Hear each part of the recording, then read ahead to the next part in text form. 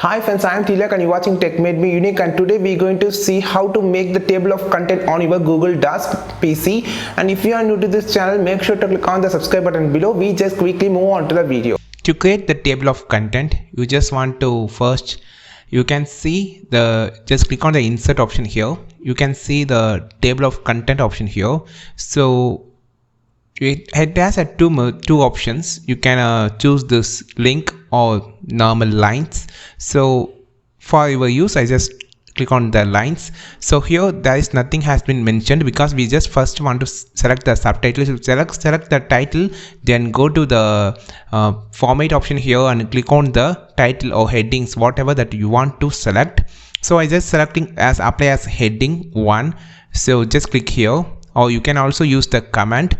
And another heading I just want to add, so only the table of content will be fulfilled. So I just adding a heading for on every pages. Go to the format option here and then click here and apply the heading for every aspect or every headings that you want to cover. And then you just go to the first page and you just click on the refresh option here. Now it's really automatically the page number will be mentioned here, and you can also see the heading that we selected has been mentioned here. So by this option you can create a table of content easily.